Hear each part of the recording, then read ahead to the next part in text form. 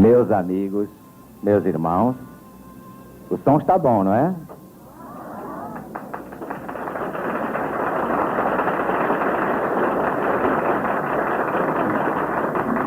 Eu hoje vou contar uns negocinhos que eu não posso contar ao microfone. Eu só posso contar para legionários sobre o Congresso do Salvador. Vocês todos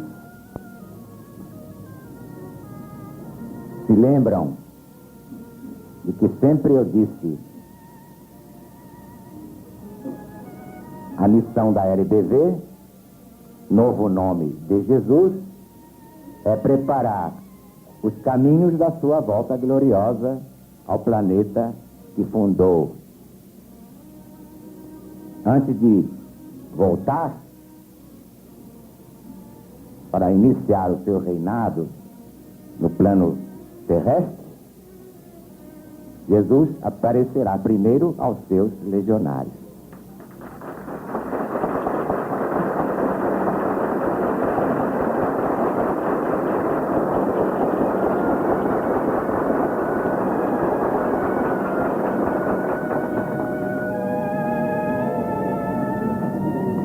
Isso todo mundo se lembra de que eu falei. Todos estão bem apercebidos. Eu dizia: isso não é obra de homem. Para que fazer uma LBV? Para quê? Para ganhar eleitores? Para ganhar dinheiro? Para quê? Para enganar o povo? Isso, como dizem os materialistas pragmáticos, isso enche a barriga de alguém?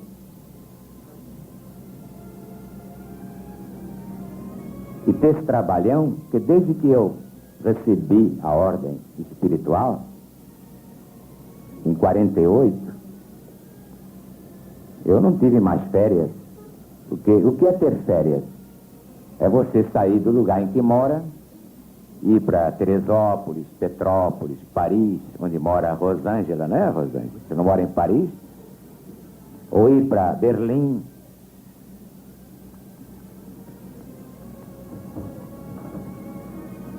Nova York, Washington, e não ver durante um mês a rotina do seu trabalho, as pessoas com quem você convive. É mudar de área. Isso é que é tirar férias. Eu, desde que abri a LBV, eu nunca mais tive férias. Mas em janeiro de 48, veio essa ordem. Eu já trazia impressa no coração, estava preparado para recebê-la. Morri para o mundo a partir desse dia. Então vejam vocês, Jesus ficou 3 anos com vocês, não foi? Ou vocês não se lembram? Que memória que vocês têm, puxa vida. Vocês são uns desmemoriados. Jesus ficou 3 anos com vocês, não foi? Eu estou há 3 vezes 9. E em janeiro que vem logo ali, vou fazer 28 anos de LBV.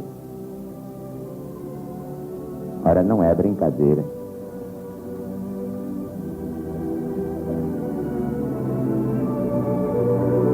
Diferença de 3 para quase 28. Mas quando juntarem os dois, eu vou bater o 31.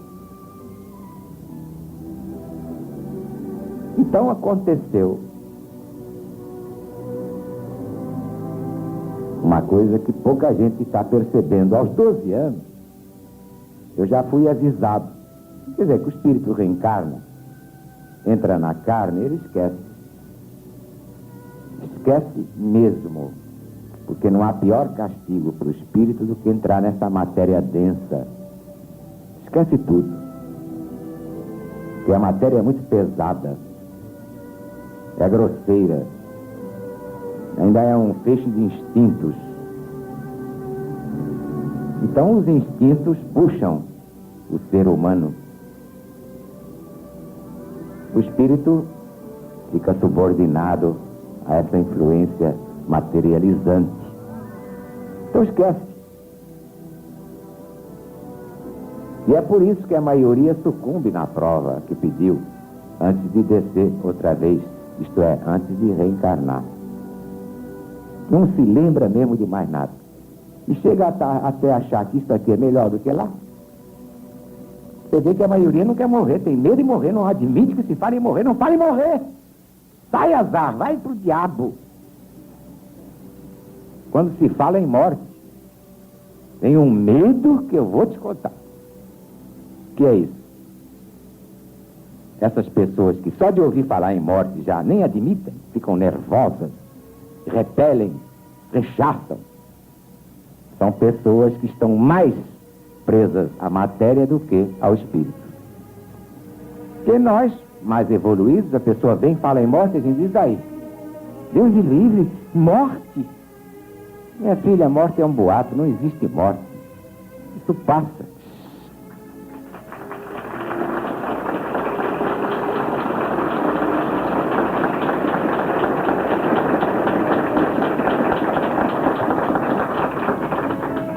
Mas você vê que na maioria, experimenta lá no colégio, até com os professores. Fala em morrer para ver se eles não dão soco na mesa. Estão todos apavorados. Eles não admitem a ideia de morte. Eu não, eu quero viver muitos anos. Eu espero, se Deus quiser, viver até o ano 2000. Todo mundo apavorado com essa ideia de morte. E, entretanto, nós que sabemos que não há morte, a morte não existe, há uma mudança de plano, isso já pré-estabelecido por Deus há quantos milênios? Vocês pensam que a Terra tem 6.000 anos? Como dizem os historiadores? Esta humanidade atual tem 6.000 anos.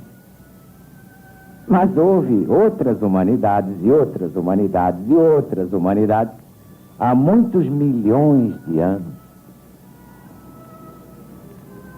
Mas vamos então adotar essa convenção. A maioria não está feita à educação espiritual. Não tem nenhuma educação nesse sentido. Daí o medo da morte. Muita gente morre de medo da morte.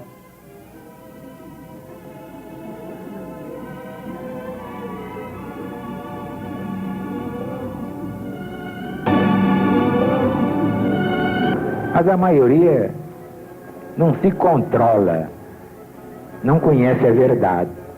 A chave está aí, nesta advertência do Cristo. Conhecereis a verdade de Deus, e a verdade de Deus os libertará das verdades dos homens. Então a pessoa que se integra na verdade de Deus ganha uma força divina. Não tem medo de nada, não tem medo de morte. Ué, para que a gente veio ao mundo, não foi para morrer? Todo mundo vem ao mundo para morrer.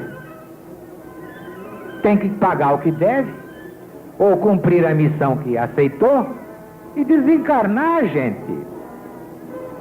Mas vocês veem que falou em morte, todo mundo treme nas bases. Todo mundo fica apavorado com a ideia de morrer. Meu Deus, a morte é a nossa maior amiga. Que já está provado que a vida eterna é do espírito, não é da matéria.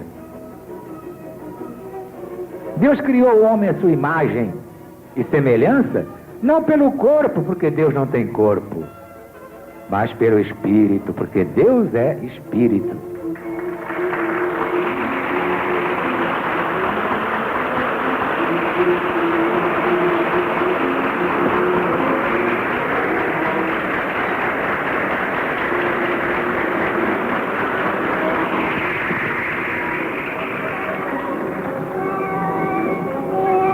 O homem que está integrado em Deus, a mulher que se integrou no Cristo, esse amigão aqui, que não nega fogo, nunca nos traiu, nunca mentiu, este a quem eu dou a vida com todo prazer, este nos ensinou como vencer a morte, o medo da doença, que atrai a doença.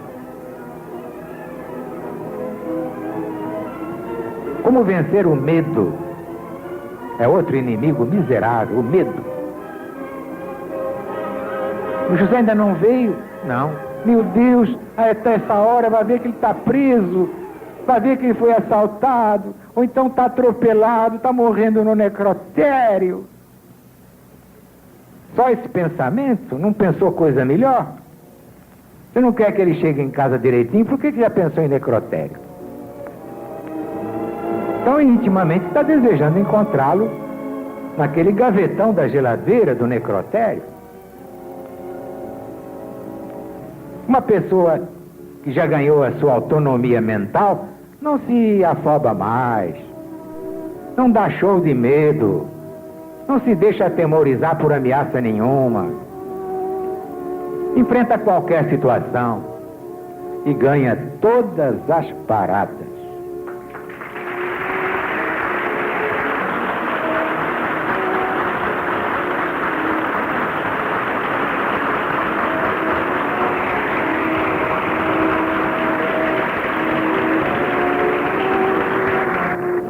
Vocês sabem, olha,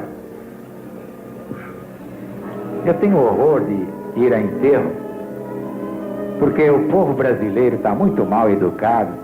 Aliás, todos os povos. Primeiro, ninguém vai confortado, vai com raiva. Acha que a morte é um roubo. É uma coisa inominável, inqualificável. Mas, meu Deus, nós não viemos ao mundo para morrer? Vocês são capazes de me dizer quem veio ao mundo para não morrer? Até Jesus, que é a vida imortal, teve de se submeter a essa prova ridícula da morte. Claro que ele nunca morreu, mas não está lá no Evangelho que ele morreu. E a igreja não pendura Jesus até hoje, sadicamente na cruz. Imagine, há 2000 anos Jesus preso numa cruz. Nós não aceitamos isso. Em primeiro lugar, eu sou contra velórios. Velório por quê? Por que velório? Ah, meu Deus, ele era tão bom. Ah. Mentira, eu sei que detestava o cara em vida. Mas como morreu, com medo de que ele persiga, então vem mudar de casaca. Vem dizer que o cara era bom. Se a sogra, então, ele começa a se desmanchar em lágrimas. Maltratou a sogra a vida inteira, aí a sogra fica livre e diz, agora eu vou me vingar. Então ele vai lá e chora lágrimas de crocodilo. Está tudo errado. Depois, o cadáver de quem morre, homem ou mulher, só interessa a família. Era a única entidade a ter direito de ver o morto ou a morta, a família. Por que tem que chamar os vizinhos para ver o morto? Por quê? Chamar os vizinhos para festejar alguma coisa? Está lá o sujeito todo amarelo, cadaveroso, cor de cera. Para quê? Eu não vou ao enterro, de jeito nenhum. Só obrigado a ir por certas circunstâncias. Por exemplo, se eu não fosse ao enterro de meu pai, o que é que iam dizer? Que eu era um filho desnaturado. Então gramei aquilo tudo, mas não fui com o peito, com o coração aberto. Vê que meu pai exposto ali, as moscas, a mosca pousa no nariz, pousa no olho, pousa no sapato. Pra quê? O negócio é fechar e ninguém toma conhecimento. Libertou-se, cumpriu sua missão. Na religião de Deus não vai haver carnaval de velório, não. Vamos respeitar quem morre. Chega de carnaval, de exibicionismo.